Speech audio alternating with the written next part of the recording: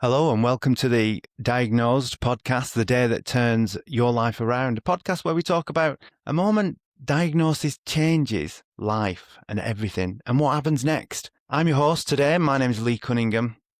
So I should say that Diagnosed is brought to you by UID Meet, the UK's provider, the only provider of medical ID that can alert up to 4 mobile phones in case of emergency. So thank you to UID Meet. Today we're going to talk about diabetes type 1. And before I introduce the guest, I was going to tell you a little bit about my understanding of diabetes type 1 because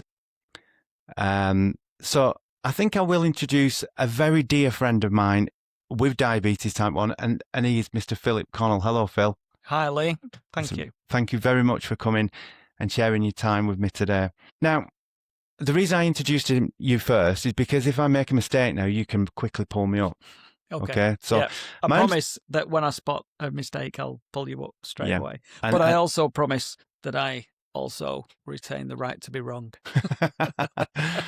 So my understanding, Phil, of diabetes type 1 is that it's an autoimmune condition where the body has, if you like, wrongfully attacked the part of the pancreas that produces insulin, which is a hormone that is kind of like a key to transporting the blood sugar from the foods and the drinks that we consume into cells right across the body. Yeah? That's exactly right, Lee. It's you've covered all the main sort of physiological parts of what type 1 diabetes is. It's also immune. Essentially, it takes away a body's capacity to produce insulin, which converts blood sugar into energy. And it's important, I think, to differentiate that slightly from type 2 diabetes, which has many of the same symptoms and many of the same long-term potential problems, but is caused by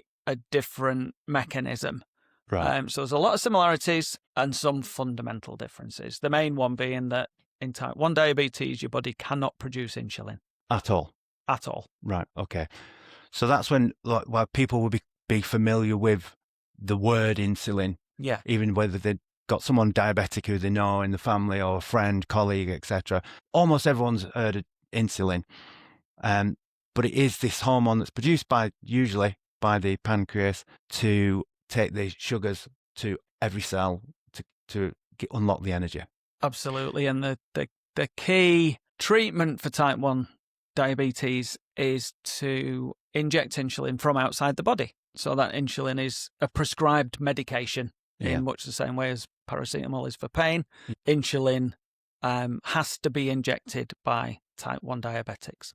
Right. Okay. So I think I should say that Phil and I have been friends since childhood. I think we were about 9 years old when we met. So we've known each other for getting on for 5 decades. Wow. And so Phil, take us back then to, because we had some time, if you like, apart where you did university. Yeah. I was doing my thing. And in that time, I think, before we kind of met back up, in that time, as I understand it, you'd been diagnosed with diabetes type 1. Is that right? Yeah. Yeah, that's absolutely right. So the time when you and I went our separate ways was more or less when I turned 18. Yeah. I turned 18, I finished 6th form. I was lucky enough to go away to uni. And during the second year at university, I started to develop the symptoms of what I didn't know was type 1 diabetes. The key thing for me there was that I was living away from home. I was living on site at the university. Yeah.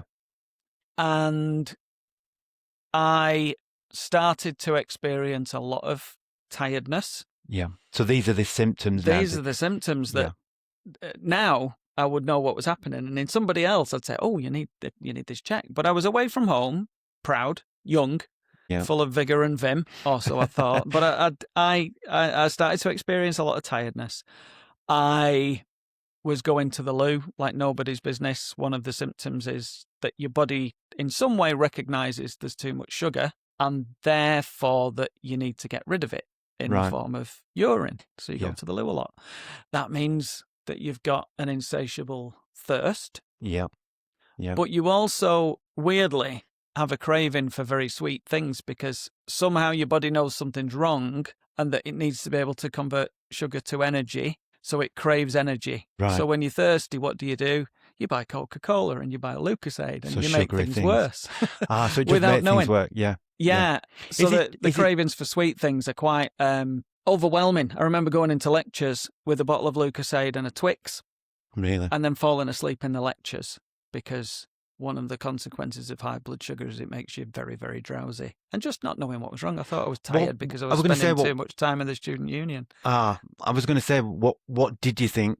You knew it was out of character, so it was an unnatural kind of tiredness and mixed up with these other symptoms. But when did you? So, what kind of time frame? Because in my kind of research, it suggests that this happens over quite a rapid time frame.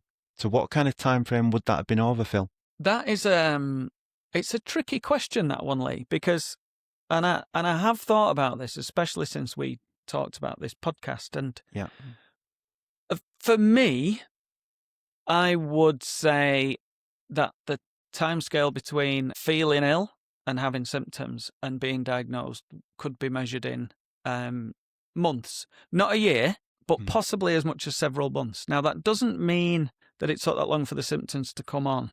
Yeah. It means it took that long for me to act on those symptoms. Right. So perhaps now's a good time to say what the motivation was. And like so many people who are listening now and so many people thinking about their own lives, it takes an external stimulus to actually make you do something. So I had put up with the symptoms and I was fighting through them because, as you know, Lee, I'm quite a determined little man. Yeah. And I was quite a determined little 19, 20-year-old. And so I just carried on regardless. I went back home to my parents to start my third year, which was a sandwich year. I was doing a sandwich degree. So 2 years at uni, 1 year in work, another year at uni. That year in work was actually done back home in Rochdale at a local business. So I went back to live at my mum's. When I arrived at my mum's, she almost immediately said, look, you need to go to the doctors. Something's not right. I'd lost a huge amount of weight. Yeah. I'd never had weighing scales at uni. That's another symptom then, the weight loss. Yeah. Okay. So as a slight aside, what causes the extreme weight loss is a phenomenon called ketoacidosis. And when you've got very high blood sugars, you develop ketones in your blood. And ketones they're essentially a type of acid. And what it does is it strips down your muscles in order to somehow provide emergency energy for your body. Right. So I was basically keeping myself alive by my body eating at itself. Yeah. I don't know if keeping myself alive is a good way to describe that. It's certainly not a positive experience. So my fighting weight at the time was 11.5 stone. I was 7.5 stone. Right. Wow. When I went back to my mum's. Yeah. So I didn't look great. No. But in my mind, I just felt, well, I look like a scruffy student. But my family recognised that something wasn't right. So I did as I was told by my mum, as so many of us do, quite rightly. And I went to the doctors. And I think the practice nurse there pretty much knew straight away, but said, asked me some questions about lifestyle and what I was doing and other things, and said, we think you might have diabetes. They did a urine test at that time. Yeah, I was going to say about the urine test, because is it that back then, is it like little, what they call cystics or something like that? They dip them in, and is it measuring for sugar in There'd be a little tub of test strips. Yeah. And you can dip them in your urine. Yeah. And that will, I think there's 2 different types, or I don't know whether it was a combined strip. I honestly couldn't tell you, because I didn't continue to use those going forwards. and we'll come to what that was replaced with. But the initial stage in the doctors was the dip to test strip in, and it gives a colour, changes colour, a little bit like a litmus test, changes colour for acid and alkali. This is the same kind of detection. Mm-hmm. And you look at the colour on the back of the tub that the test strips came in, and it said that I had a lot of sugar in my blood. So they said, right, okay, we think that you've got... In your urine? In my urine, yeah, sorry. Right. So, apologies, sugar in my urine. Yeah. And so I was sent home, and I was asked to fast and come back in the morning, where they'd take a fasting blood sugar using a finger prick device to test how much sugar was actually in my blood. Right. So this was the first finger prick that I remember having. And on this following day, they had gathered a bunch of information together, and we did the finger prick thing. And I remember that my fasting blood sugar was 22 point something millimoles per litre. Yeah. And that's having had no food that day. Yeah. For reference, if you don't have any kind of diabetes, your blood sugar is probably anywhere between 5 and 7. And mine was more than 3 times that. Yeah. More than 3 to 4 times that. So is that pretty categorical for them to say? Yeah. Yeah. Immediately then, they referred me to the next stage, which was an appointment with the diabetes special qualified nurse, who was leading diabetes care for Rochdale, my hometown, at that time. And that was not at the GPs, quite rightly the GPs there to signpost things. That was in the centre of town, in one of the health centres there where the diabetes team were located. So I went in short order, I think following day again. I was going to say that it's really this apart from the symptoms that you experienced, that you was a little bit resilient to doing anything about yourself, the actual this part now leading up to diagnosis and discovering what the problem was pretty quick, wasn't it? It was very quick from a process point of view. The health service, the NHS, swung into action really quickly, which is great. I mean, numbers of reasons to be grateful to the NHS, for myself and for other people close to me and other people who I hardly know. But this is another example of the great British NHS swinging into action. And I think, that talks a lot about the process. What's important to me at this stage is the feeling that came with that. I had pushed it to the back of my mind, but acknowledging, especially after going back to my parents, and people being a bit alarmed about how I looked and how I was, how tired I was, is the feeling of being told, okay, you've got diabetes. At this stage, they didn't say type 1, but you've got diabetes and we're going to refer you to the team. What was your understanding at that point, if you can kind of cast your mind back, of the, whether it was, were you familiar with diabetes prior to that? Was you, did you understand, or did you have any preconception of the severity of it, regardless of whether it was diabetes type 1 or... To be fairly, at that time, remember this is 1990. Yeah.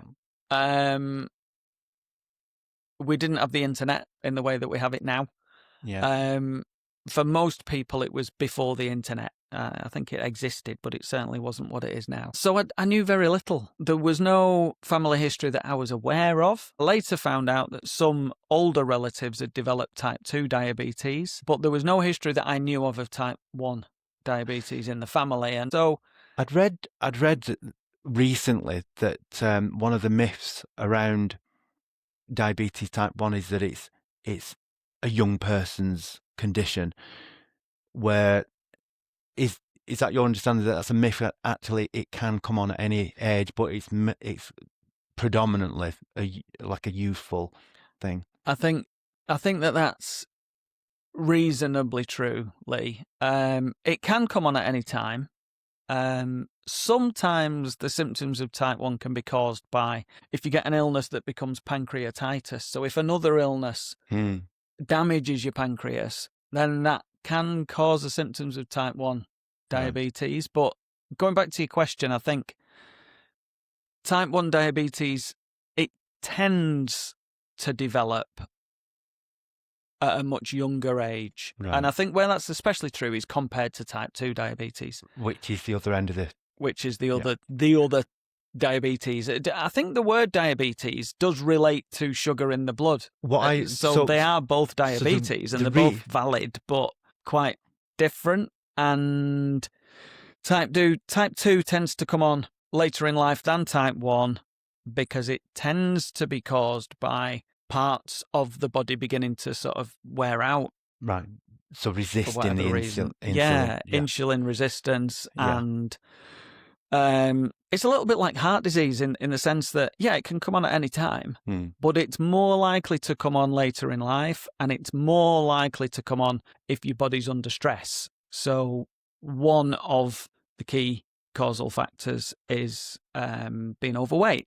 Yeah. Not necessarily obesity, but the more weight you carry, the more hard work your body's doing to keep going. And that includes digesting your food, as well as pumping your blood around your body and all the rest of the things that come with carrying extra weight. There are other things like, what race you come from, sadly. People being more predisposed to it. I think people from South Indian backgrounds are more prone to type 2 diabetes, just because they are. Just because of genetics and the way that the bodies are made up. But it's certainly not restricted to any particular, age, sex, race, background. So you've had this period of time, you come home from university, your mum steps in and says, this isn't right, gets you down to the local GP who refers you on to the diabetes clinic. Mm-hmm. So you couldn't have been non-compos mentis about things. How did you actually feel when they actually turned around and said, it's diabetes for sure, when they did the test with the little dipstick, and then when they then confirmed that it was diabetes type 1, how did that make you feel? That it's a really interesting question, because it's the first time we've talked about the emotion associated with it, and to be fair, my initial sense being told what I had was one of enormous relief, because although I'd pushed it to the back of my mind, the alternatives weren't great that I was thinking about. You've lost a lot of weight. Yeah. Excuse me. You've lost a lot of weight. You don't look well. Hair's straggly, limbs are straggly, really clothes don't fit, tired, painful as well, because I was having a lot of pain in my kidneys because they're under enormous strain when you blood sugar level of 22 when you've been fasting. Exactly. Yeah. Exactly. So I'm not going to say chronic pain, but discomfort, a lot of discomfort that I'd got used to. So a massive sense of relief, enormous sense of relief when they said, right, okay, this is treatable. And the treatment is reasonably simple, and you're going to start feeling better straight away. Wow. And on that day, so we're talking day 3 now, down with the diabetes special nurse, she was like, right, okay, what we need to do is get you started on insulin. And I was like, right, okay, in my mind, okay, so what's the plan? And she pulled out the kit, and there I was looking at a vial of insulin and a syringe. So it was maybe not glass syringes, but plastic syringe that you had to use back then. Things have changed, which we'll come on to, but wow. And so it feels like in the space of 5 minutes of being told what it was and that it was treatable, and then being presented with some of the paraphernalia, the syringe and the vial of insulin, and thinking, wow, this is much better, because conditions that other people have had to deal with, things like cancer were what were going through my head, and I thought, well, it's not that. Yeah. So, And I suppose if great. somebody turned around, someone in a trustworthy position like a medical person, diabetes clinic, turns around and says, this is treatable. Yeah. I can imagine that being a weight lifted off your shoulders. It was a massive, massive relief. Yeah, absolutely. It was huge. Of course, you still have questions, but the overwhelming feeling was it was a massive relief because I knew in my heart of hearts clearly something was wrong, and now I knew what it was. So the next part of the process is, oh, fantastic, that's great news. Now what do we do about it? Yeah, yeah. And that is, we're talking of the story and the day that changed my life. I'd say that is the day. Yeah. The day is when it was confirmed to me what it was and that it could be treated. And if this was a book, that's the end of chapter 1. That's the day when you turn the page and the rest of your life starts. That's fantastic, yeah. You move from getting worse to getting better. Yeah. Because I think most people can relate in whether the diabetes or not. Anyone can, we all have certain things that happen to us over time, and you worry about things before you do anything. So I can imagine that moment being a complete relief. Yeah, definitely. Was there any when that relief came and when you learned more, did you know anything about diabetes type 1 personally before that? No. Right. And the only reason I hesitate then was that, the beginnings of chapter 2 are, okay, now find everything out that you can find out in as short a time as possible. Total immersion. Oh, yeah. Right, because I know Phill, obviously. Yeah, intelligent chap. And I can imagine you absolutely diving in and finding out was there any point where you was overwhelmed with because you've had 4 decades. No, not quite 4 decades. We're getting on for 4 decades where it's a full-time job. Yeah. It was a relief perhaps, but I can't kind of imagine what it's like to always be thinking about your blood sugar levels,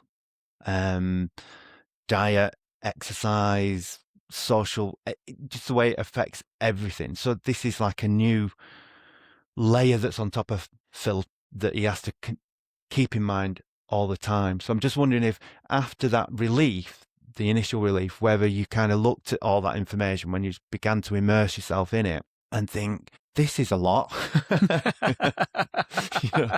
Yeah, it was a lot. And all the implications of that, like maybe socially, like you said, you're a young man by this time. Yeah. Like you said, down Students' Union, gigs, all them things that I know you love to do. It must have played its part in determining,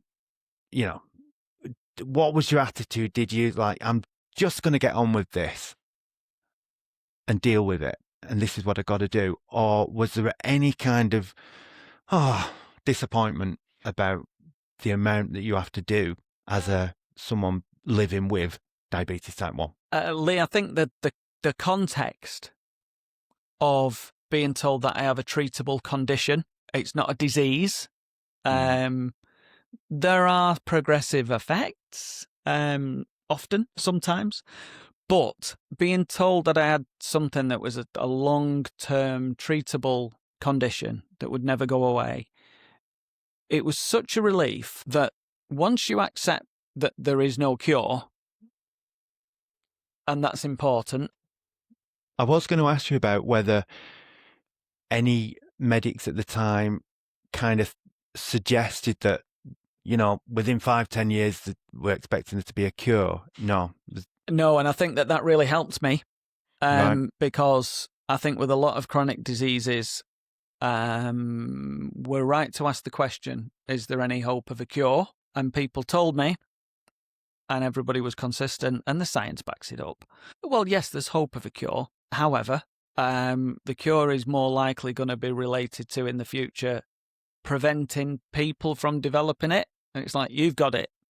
You need to deal with the reality of what it is, and not with the hope of a cure. And of course, I did what you would expect me to do. I joined the British Diabetic Association, as it was called then. In Diabetes UK, it's called now. Yeah. And Good. I devoured as much information as I possibly could, and everything there. There's a lot of science around finding cures and finding better treatments, and things have got a lot better in the last 35 years. Yeah. But overwhelmingly, the fact that it was treatable, that was enough for me to work on. And going back to your question, Lee, about how does it feel having that extra layer of complication, I think that with anyone who's diagnosed with a chronic condition like this, or like any other that you can treat, is about how you accept that information and how you deal with it. I'm not going to say it's all about attitude, because that sounds a bit glib. But my attitude towards this has always been, what can I do with it and how can I live my life with it? Yeah, there's an extra layer of complication, but the great news is that if you want to live a long and healthy life, your body's a complicated little bag of chemical reactions anyway. So what diabetes has taught me, among other things, is how my body works, because I've become my body's biggest student. Right. I can't make it function without knowledge and without the right fuels and the right drugs going into it. I have heard people say, oh, my doctors can't get my blood sugars under control. And I'm not sorry to say I take issue with that, because getting your blood sugars under control is your job. The doctor's job is to supply you with the tools to do that. And that's where the distinction lies. So what diabetes has taught me is to become a student of how my own body works. And 35 years later, I'm here with no significant side effects of having had diabetes for fantastic, yeah, well over half my life. So, and you're a very active person as well, aren't you? I'm certainly not fitness freak. What a horrible couple of words. I'm not a fitness enthusiast. I'm a health enthusiast. I'm a little fella. I've never been strong. I was never good at PE at school. I'll never be an athlete, but I look around my peers and I look around some of the guys and I say guys, guys and girls, but I say guys because my peer group is men at 56. Yeah. And because I'm a man at 56. And I look around the people I went to school with and I think, well, I'm in better shape than at least half of them. Yeah. I'm not going to run a marathon. I don't like running. However, a couple of years ago, I managed to ride my bike from coast to coast, and I've had one or two. That west to east. It was.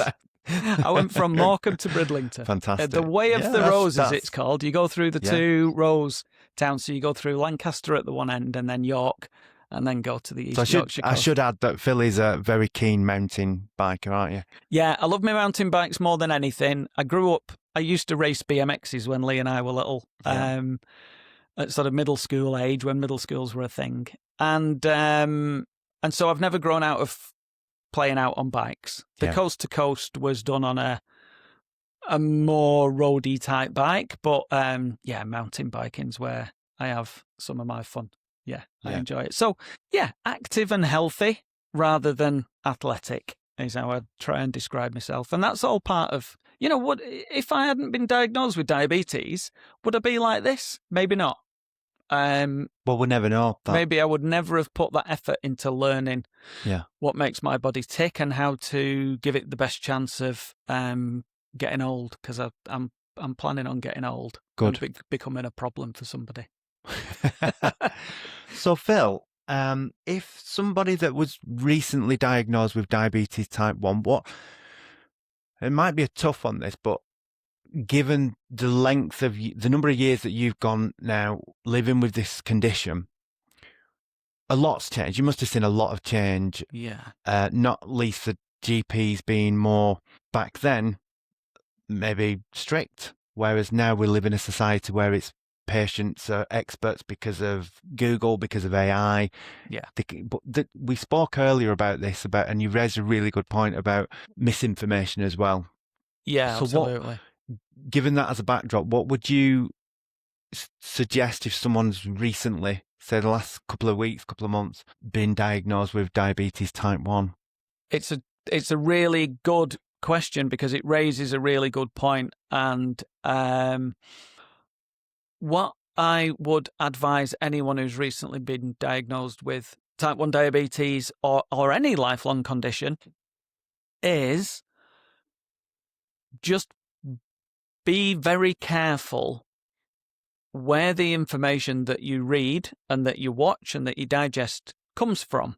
There is a huge amount of very good, valuable, useful information. There's a huge amount of really good science and research done into type 1 diabetes, type 2 diabetes, and umpteen other conditions. There is also a sometimes overwhelming amount of misinformation. For some reason, there is a massive amount of unregulated, unchecked, unwise, and incorrect information about I talk about diabetes because that's where I am. I still get things appearing in my various social feeds. I'm active on social media. Yeah. I get a lot of pleasure from it, both putting into and reading out of the various media. There's a massive amount of misinformation. People will claim that they can reverse your diabetes.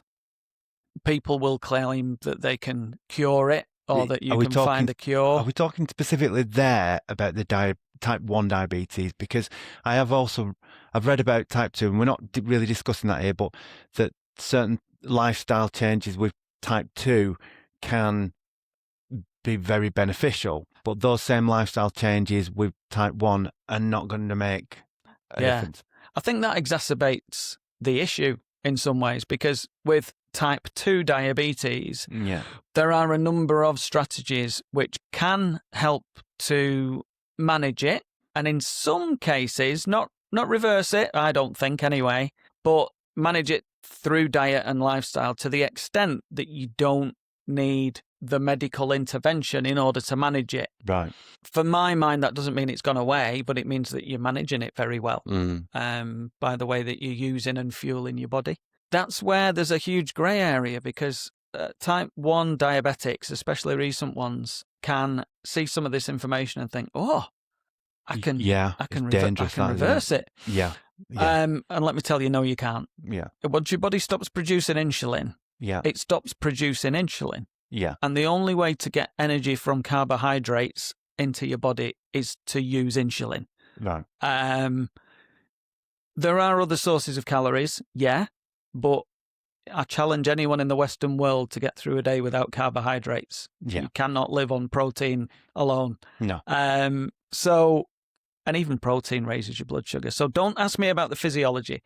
I am not a doctor. However, type 1 diabetics have to use insulin in order to treat their condition. There have been, I think this is important to say, although it's a terrible story, and I'm not going to mention any names, but in the news reasonably recently, sadly, somebody had been told that a combination of prayer and practices could cure their diabetes. That person sadly died, and somebody's being charged with at the very least contributing towards that person's death. It's not curable by turning away from medicine. No. So basically, you listen to your professional medics. Yeah. So going back to check your sources. Yeah. Trust the physicists, the scientists, the I didn't mean to say physicists. We'll edit that bit out. Trust the clinicians. Trust the doctors. Trust the scientists. They apply a huge amount of rigor to helping you to live a longer, healthier life. Yeah. Trust them, because they know what they're doing.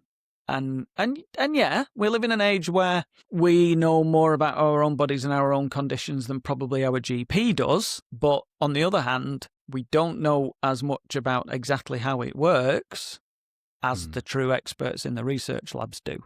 Yeah. they're the people who are making this condition easier to manage and better than it used to be. I think be careful who you listen to, especially if they're advising you on something that's, such a critical issue. And if it is so, then it's got to be a professional. Well, let me give you let me tell you a story, a true story about why doctors are so important. So diabetes, 100 years ago, might be 101 now, but let's say 100 years ago, a Canadian doctor, Dr. Banting, Mm-hmm. brought out some subjects into a surgical theatre in front of some students and other doctors. And he injected those people with the first clinically correct extraction of insulin.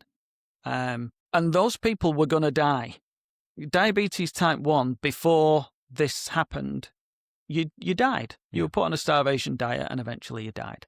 But he brought these children out, he injected them with insulin, and one by one these children woke up and their life was made longer and healthier and happier with the introduction of insulin. It was only 100 years ago. So all of us type 1 diabetics roaming the earth now, 100 years ago, we'd have all been dead by now. Yeah. 101, 102 years ago, before Dr. Banting did his work. He was a scientist. He was a doctor. Yeah. This was not done through, even that long ago, this was not done through hope and prayer and good luck and a change in lifestyle. These kids were already on a starvation diet because they knew that actual food made them worse. Yeah. And insulin it's the biggest single step towards curing the symptoms, not the disease. So listen to doctors. They know what they're doing. No one else does. Yeah, exactly. Phill, as we kind of just begin to wrap it up, what would be your number one giveaway to someone in terms of information who's maybe recently been diagnosed with type 1 diabetes? I would say try to be relieved. It's hard to be told how to feel. Try to see that you've been given a future which possibly you might not have had. The disease is eminently treatable. The treatments are excellent. The prognosis, my experience, is that it's excellent. I'm well over 35 years into my journey with diabetes, and it's taught me a huge amount about myself. And from a purely medical point of view, I'm healthy. I'm not experiencing any of the long-term effects of poor blood sugar control. I've still got all the feeling in my fingers and toes. My eyes still work. My kidneys still work. Yeah, I can still ride a bike from Morecambe to Bridlington with a fair amount of training. And it's way better than what the alternatives in your mind might have been when you started to feel ill. That's brilliant. Phill, there's so much more that I would have loved to squeeze in today, because I think that the whole kind of topic and some of the questions and the myths that we could have gone into, and there's so much more. So as a final question, do you have a particular site? Like the NHS is my go-to because I kind of trust the information that's on there. It's regularly updated. You can always see there at the bottom of the page. Is that a good place for someone to start? Obviously, their own physician as well. I think your own physician, your GP initially, and then the people that they refer you to, they will be and should be your source of authority about your condition. Secondly, the NHS website is a fantastic place. Please go there first. Yeah.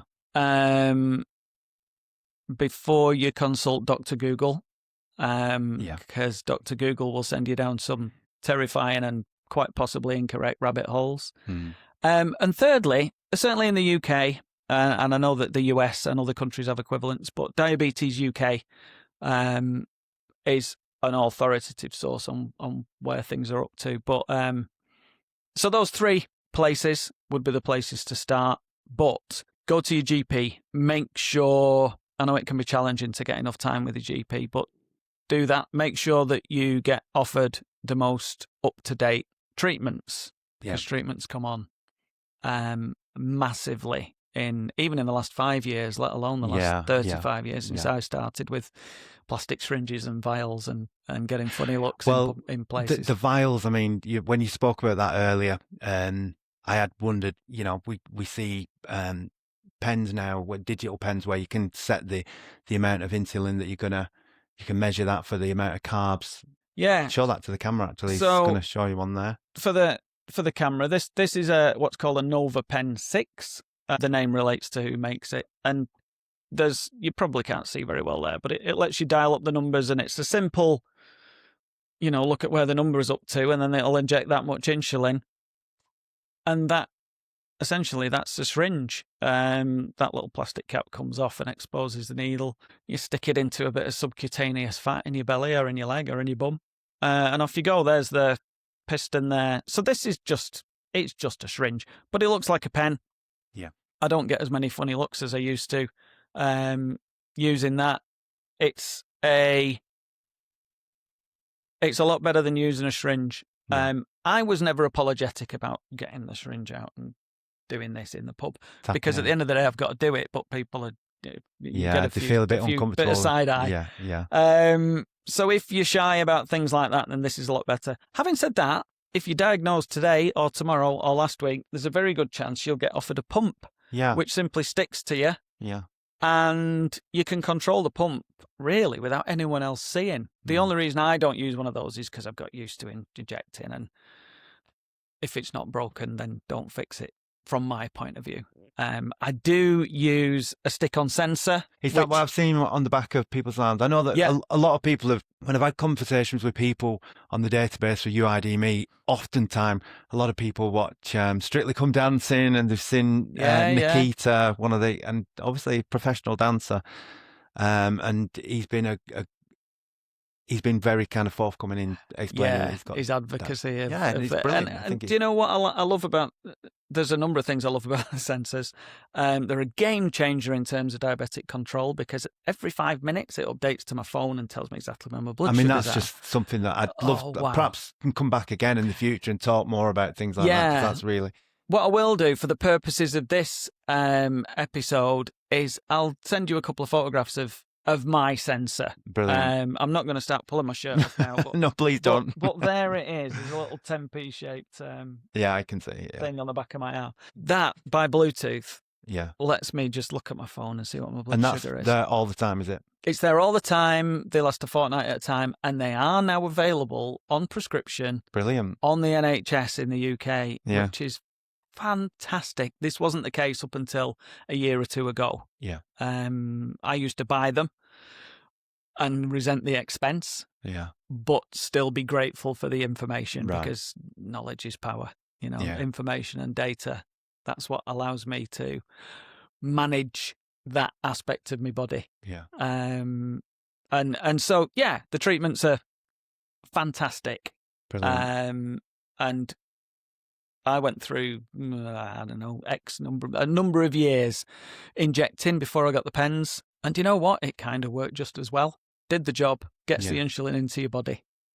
But that's just one example of how technology has made managing this condition easier, because faster access to information. To the information means you can look after yourself. Just much more convenient. Yeah. Phill, thank you so much for sharing your story. Really means it. I mean, I think it means a lot to me on two levels. One, it's a great story when you've got someone with 30 odd years experience of something.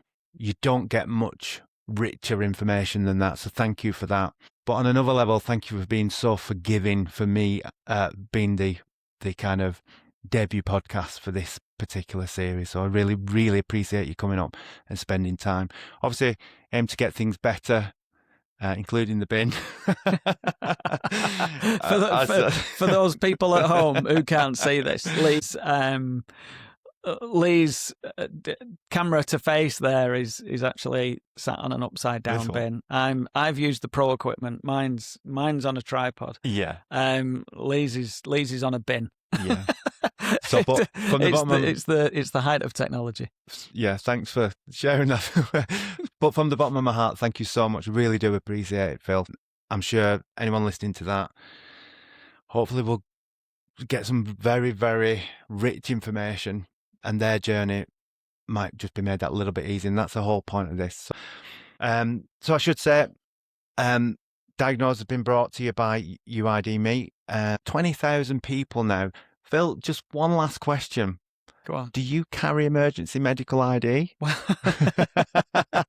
I hope so. Lee, of course I do. We mentioned that I ride mountain bikes and bikes, and so I'd go out on my own, right?